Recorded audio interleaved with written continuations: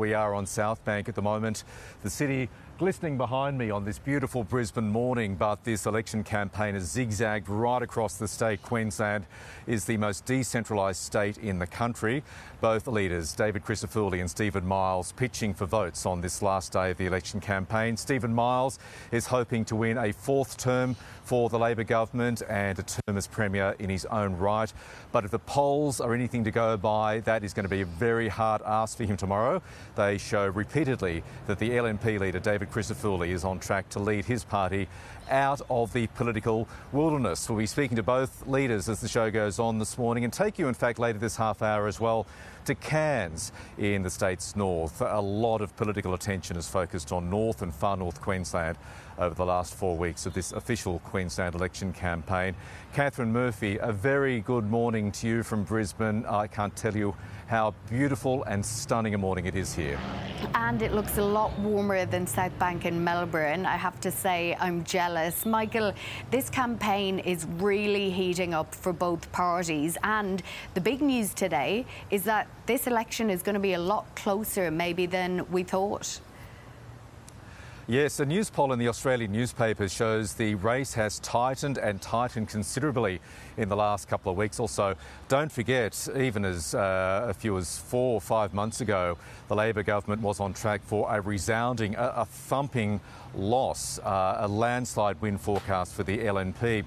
Well, the polls have tightened, and this news poll, which is in line with a couple of other polls in the last week as well, shows the race is a bit more competitive. It still projects an LNP victory, but according to these figures, the LNP might just squeak it in and get the bare majority needed to win the most seats in the Queensland Parliament.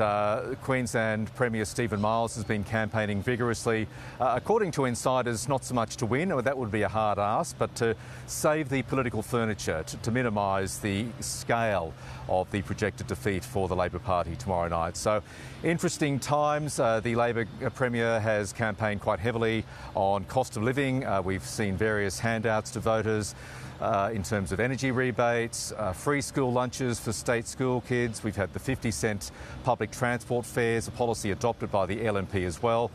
The LNP leader, David Crisafulli, on the other hand, has campaigned very strongly on what he sees as a youth crime crisis in Queensland, and he has hammered that issue here in Brisbane, but more so in regional parts of Queensland. So it is down to the wire. Both leaders are on a final day of the election campaign blitz, going to all the key seats, trying to win every possible vote as possible.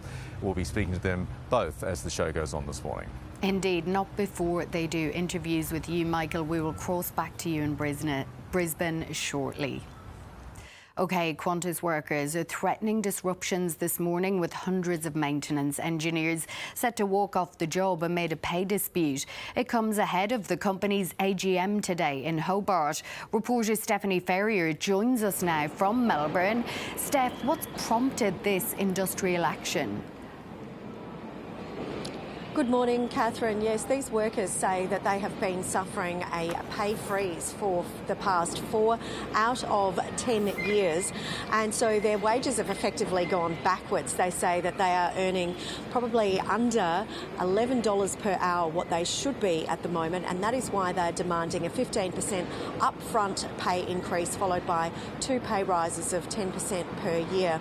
Now, this campaign has been launched by 3 unions, the Australian Workers Union, the Australian Manufacturing Workers Union, and also the Electrical Trades Union under the Engineers Alliance. And this means that we are seeing around 600 workers around the country down tools from 7 o'clock Australian Eastern Standard Time for those airports on the eastern seaboard, and then staggered starts 7 a.m. for those other major airports around the country. However, as you can see on the departures board behind me at the moment, there really has been no impact since this strike has just begun. There is only one cancellation on the entire board, and that was up before the strikes happened. And in fact, Qantas says that they have got contingency plans in place to ensure that there will be no disruptions to passengers, like the strikes have caused no disruptions, they say, in the weeks prior, and that passengers will be able to board their planes on time as per normal. However, just a short time ago, we heard from Steve Murphy on News Breakfast. He is the National Secretary Secretary of the Australian Manufacturing Workers Union, and he told us that Qantas really can't be trusted to tell the truth, and that these line workers, these engineer workers, are very important. They're the ones that conduct the all-important safety checks and turnaround checks on aircraft, checking over the aircraft to make sure that they are safe to take off once again. And this is what he had to say about this strike. We are hearing is that Qantas is going to assign some managers to do that role. I don't know how you put a Band-Aid over 400 critical maintenance workers not being on the job for 4 hours this morning and for another 4 hours tonight. But the thing is that Qantas can end this today by coming back to the bargaining table. And that's Steve Murphy, the National Secretary of the Australian Manufacturing Workers Union, talking to us just a little while earlier. Now, he actually says that they will be picketing the AGM of Qantas in Hobart this morning and asking shareholders to once again throw out the proposal for a remuneration plan for all of those people, the executives. And they already did that. They basically swiped away the board members' salary packages last year. There was an 82% vote of shareholders.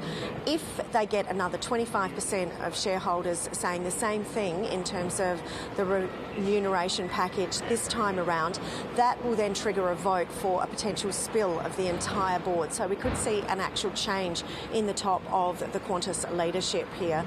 Now, that's obviously happening from 11 o'clock this morning, so watch this space. In the meantime, we are going to be watching what happens with this strike.